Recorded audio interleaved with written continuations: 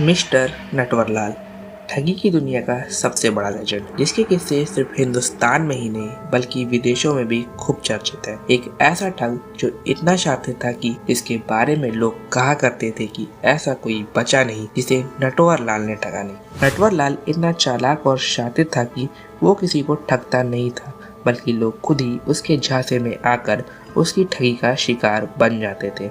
नटवरलाल की कहानी की शुरुआत होती है सन 1912 में, जब बिहार के सिवान जिले के जीरादेई गांव में एक लड़के का जन्म होता है जिसका नाम मिथिलेश कुमार रखा जाता है। और संयोगवश इसी गांव में भारत के प्रथम राष्ट्रपति राजेंद्र प्रसाद का भी जन्म हुआ था।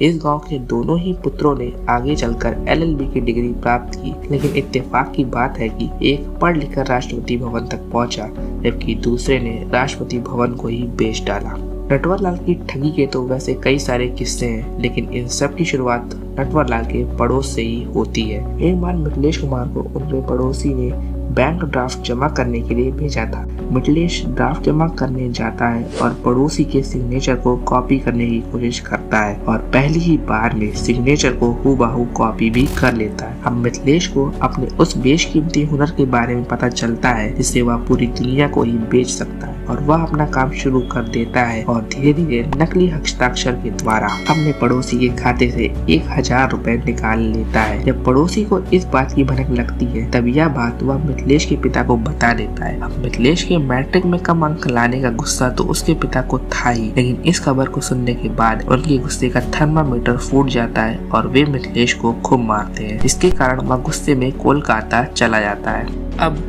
तीर कमान से छूट चुका है और शेर के मुंह में खून लग चुका है और उसकी प्यास बढ़ गई है, जिसके कारण मिथिलेश कुमार से मिस्टर नटवरलाल बनने तक का सफर अब शुरू हो गया है। घर से भागकर नटवरलाल कोलकाता आता है और कोलकाता में ही अपनी आगे की पढ़ाई शुरू कर देता है और साथ ही सेठ केशवराम के बेटे को ट्यूशन से देने लगता है। एक बार की बात है, नटवरलाल अपने सेठ से पढ़ाई के लिए उधार मांगता है, लेकिन उसका सेठ उसे पैसे देने से साफ मना कर देता है। सेठ के जवाब से नटवरलाल चिढ़ जाता है और रुई की घाट का व्यापारी बनकर अपने सेठ को ही 4.5 लाख का चूना लगा देता है। इस घटना के बाद नटवर और भी बेबाक हो जाता है और फिर क्या नेता, क्या अभिनेता, उद्योगपति, जमींदार, व्यापारी हो या साहूकार, सबको ठगना शुरू कर देता है और ठगी की दुनिया का बेताज बादशाह बन जाता है। एक बार नटवरलाल अपने गांव वापस आता है तो उसे पता चलता है कि भारत के राष्ट्रपति भी वहां पर आए हुए हैं, इसलिए नटवरलाल उनसे मिलने जाता है और उनके समक्ष भी अपनी अद्वितीय कला का प्रदर्शन करता है। राष्ट्रपति महोदय उसकी कला के प्रदर्शन से खुश हो जाते हैं और उसे नौकरी देने का वादा करते हैं, लेकिन अब नटवरलाल नौकरी कहाँ करने वाला था,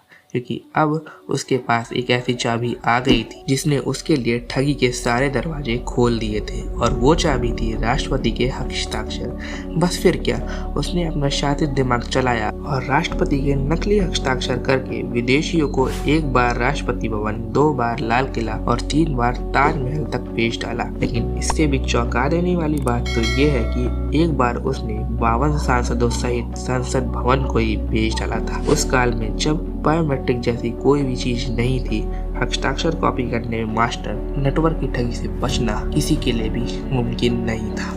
नटवरलाल अब तक मोस्ट वांटेड हो चुका था। 100 से ज्यादा ठगी के मामलों के लिए 8 राज्यों की पुलिस नटवर के पीछे थी। कहा जाता है कि नटवरलाल के खिलाफ 52 से ज्यादा उपनामों से रिपोर्ट लिखाई गई थी, लेकिन नटवरलाल इस नाम के पीछे एक अलग ही कहानी है। कहा जाता है कि एक बार मिथिलेश कुमार बॉम्बे में कॉटन का व्यापारी बन के एक कपड़े के व्यापारी के पास जाता है और वहां पर अपनी डील फिक्स करके और पैसे लेकर व्यापारी को अगले दिन से माल आने की बात कहकर चला जाता है। लेकिन अगले दिन जब व्यापारी स्टेशन पर पहुंचता है तो उसे कोई भी माल नहीं मिलता है। व्यापारी तुरंत ही समझ जाता है कि वह अब ठगा जा चुका है। वह पुलिस को इस बात की रिपोर्ट लिखाता है और पुलिस मिथिलेश को पकड़ भी लेती है, लेकिन पुलिस मिथिलेश को मिथिलेश ना समझकर उसका एक साथी समझती है और मिथिलेश के उस साथी का नाम ही था नटवरलाल। और इस घटना के बाद अब मिथिलेश कुमार नटवरलाल के नाम से जाना जाने लगा था। एक बार तो नटवरलाल ने तत्कालीन प्रधानमंत्री राजीव गांधी का नाम लेकर ऐसी ठगी की जिसे सुनकर राजीव गांधी ने भी माथा पकड़ लिया। असल में एक बार नटवरलाल भेष बदलकर तत्कालीन वित्त मंत्री नारायण दत्त तिवारी का पीए बनकर कनॉट प्लेस की एक महंगी घड़ी की दुकान में जाता है और कहता है कि प्रधानमंत्री ने एक पार्टी का आयोजन किया है जिसमें देश विदेश से बड़े बड़े लोग आ रहे हैं और वे उन्हें सुंदर घड़ियां उपहार के रूप में देना चाहते हैं, इसलिए आप कुल 93 सुंदर और महंगी घड़ियां लेकर अपने स्टाफ के साथ एनडी तिवारी के दफ्तर के पास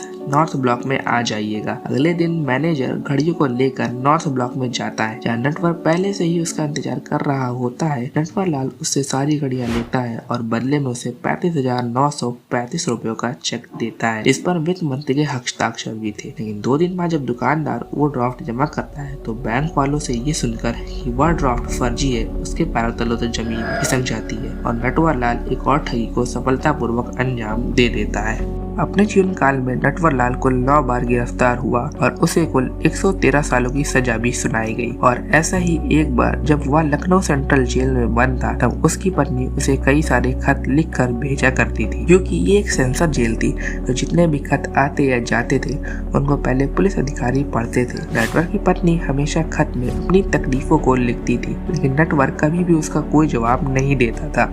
और ऐसे ही लगभग 1 साल तक चलने के बाद एक बार एक अधिकारी ने नटवर से कहा कि तुम कभी भी अपनी पत्नी के खत का जवाब क्यों नहीं देते हो। इस पर नटवर जवाब देता है कि ठीक है साहब, आप कहते हैं तो लिख ही देता हूँ। नटवर द्वारा लिखे खत को जब पुलिस वाले पढ़ते हैं तो उनके भी होश उड़ जाते हैं, क्योंकि उसमें नटवर ने अपनी पत्नी को बताते हुए लिखा था कि हमारे खेत के कोने में मैंने बहुत सारा खजाना गाड़ा हुआ है, तुम उसे निकाल लेना, उससे कम से कम 1 साल तक तो तुम्हें कोई भी आर्थिक तकलीफ नहीं होगी। ये खबर सुनते ही पुलिस वाले वहां पहुंच जाते हैं और पूरे खेत को खोद डालते हैं, लेकिन उनके हाथ कुछ भी नहीं लगता। कुछ दिन बाद एक बार नटवर की पत्नी फिर से एक खत भेजती है, लेकिन इस बार ये खत पुलिस अधीक्षक को था। इसमें उसने खेत को जोतने के लिए पुलिस को धन्यवाद दिया था। बाद में नटवर भी एक खत लिखता है, इसमें उसने लिखा था कि मुझे आशा है कि पुलिस ने पूरा खेत जोत दिया है, अब तुम उसमें फसल उगाना और फिर मैं बाहर आ जाऊंगा तो सब कुछ ठीक कर दूंगा। इतने सारे कारनामों को अंजाम देने के बाद नटवर एक बार फिर अपने काफिले के साथ अपने गांव वापस आता है और समस्त गांव वालों के लिए एक भोज का आयोजन करता है और भोजन के उपरांत सभी को 100-100 रुपए भी देता है। इस कार्य के कारण वह गांव वालों के लिए मसीहा बन जाता है और उसके गांव में सभी उसे मिस्टर नटवरलाल के नाम से पुकारने लगते हैं। तो दोस्तों, क्या आपको नटवरलाल की इन कहानियों के बारे में पता था? कमेंट करके जरूर बताइए। तो आज के लिए बस इतना ही। वीडियो अच्छी लगी है तो वीडियो को लाइक करें, चैनल को सब्सक्राइब करके उस बेल नोटिफिकेशन को ऑल पर सेट कर दें, क्योंकि मैं ऐसे ही ऑसम वीडियोस हमेशा बनाता रहता हूँ। And thank you so much for watching.